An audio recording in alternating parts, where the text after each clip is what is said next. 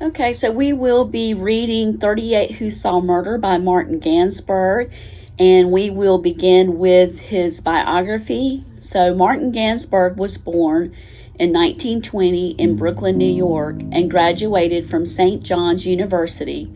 A longtime reporter, Gansberg wrote the following article for the New York Times 2 weeks after the early morning events he so poignantly narrates. Once you finish reading the essay, you will understand why it has been so often reprinted and why the name Kitty Genovese is still invoked whenever questions of public apathy arise. 38 Who Saw Murder didn't call the police. For more than half an hour, 38 respectable, law-abiding citizens in Queens watched a killer stalk and stab a woman in 3 separate attacks in Kew Gardens. Twice, their chatter and the sudden glow of their bedroom lights interrupted him and frightened him off. Each time he returned, sought her out, and stabbed her again. Not one person telephoned the police during the assault. One witness called after the woman was dead. That was 2 weeks ago today. Still shocked is Assistant Chief Inspector Frederick M. Lewson, in charge of the Bureau's detectives and a veteran of 25 years of homicide investigations. He can give a matter-of-fact recitation on many murders, but the Kew Garden slaying baffles him, not because it is a murder, but because the good people failed to call the police. As we have reconstructed the crime, he said, the assailant had 3 chances to kill this woman during a 35-minute period. He returned twice to complete the job. If we had been called when he first attacked, the woman might not be dead now. This is what the police say happened beginning at 3:20 a.m. in the staid, middle-class, tree-lined Austin Street area. 28-year-old Catherine Genovese, who was called Kitty by almost everyone in the neighborhood, was returning home from her job as manager of a bar in Hollis. She parked her red Fiat in a lot adjacent to the Kew Gardens Long Island Railroad Station, facing Mowbray Place. Like many residents of her neighborhood, she had parked there day after day since her arrival from Connecticut a year ago, although the railroad frowns on this practice. She turned off the lights of her car, locked the door, and started to walk the 100 feet to the entrance of her apartment at 8270 Austin Street, which is in a Tudor building with stores in the first floor and apartments on the second. The entrance to the apartment is in the rear of the building because the front is rented to retail stores at night. The quiet neighborhood is shrouded in the slumbering darkness that marks most residential areas. Miss Genovese noticed a man at the far end of the lot, near a 7-story apartment house at 82nd and 40 Austin Street. She halted. Then, nervously, she headed up Austin Street toward Lefferts Boulevard, where there is a call box to the 102nd Police Precinct and nearby Richmond Hill. She got as far as a street light in front of a bookstore before the man grabbed her. She screamed. Lights went on in the 10-story apartment house at 82nd 67 Austin Street, which faces the bookstore. Windows slid open, and voices punctuated the early morning stillness. Miss Genovese screamed, "Oh my God, he stabbed me. Please help me, please help me." From one of the upper windows in the apartment house, a man called down, "Let that girl alone." The assailant looked up at him, shrugged, and walked down Austin Street toward a white sedan parked a short distance away. Miss Genovese struggled to her feet. Lights went out. The killer returned to Miss Genovese, now trying to make her way around the side of the building by the parking lot to get to her apartment. The assailant stabbed her again. "I'm dying," she shrieked. "I'm dying." Windows were opened again, and lights went on in many apartments.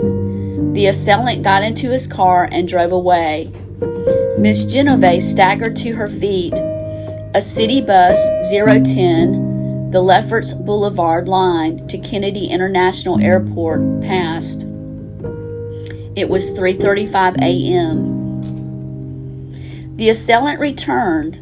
By then, Miss Genovese had crawled to the back of the building, where the freshly painted brown doors to the apartment house held out hope for safety.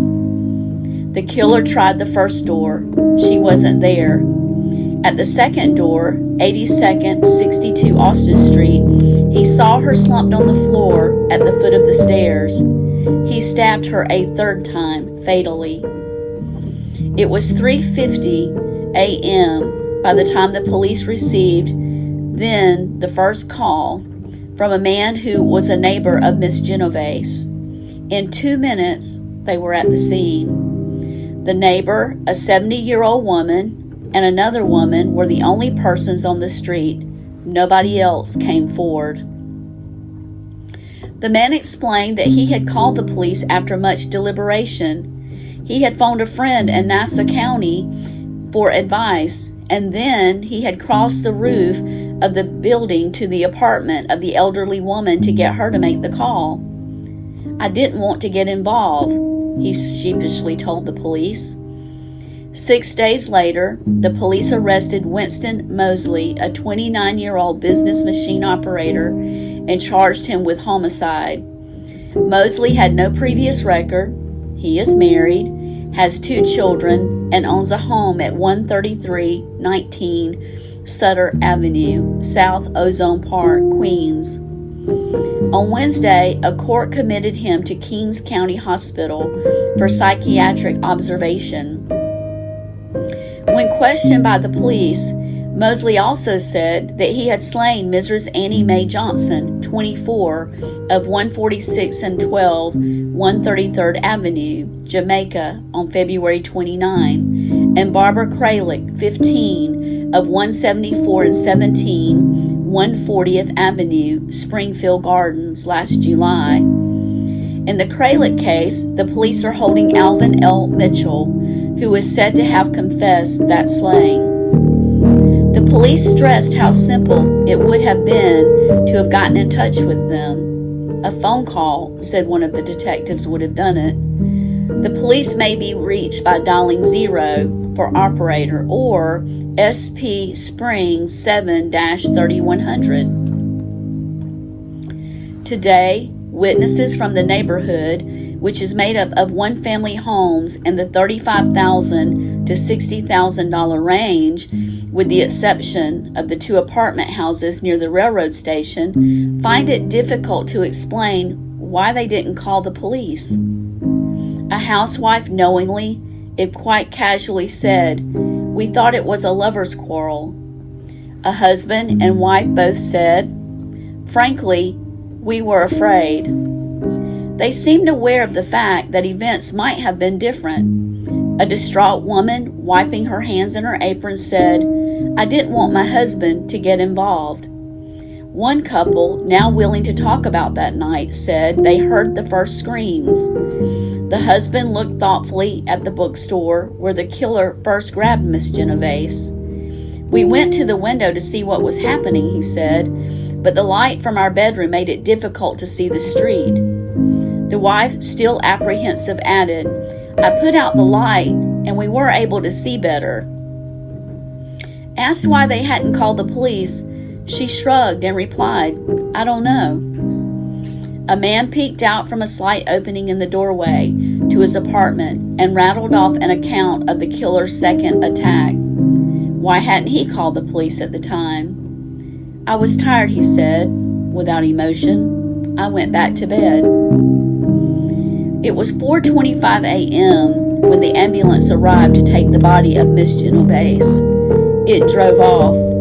Then, a solemn police detective said, "The people came out." So if you're ever being murdered somewhere, this is the last place that you want to be, because no one offered to help poor Miss Kitty Genovese, as she was being murdered and attacked for 35 minutes, and instead gave excuses for the reasons that they did not help her.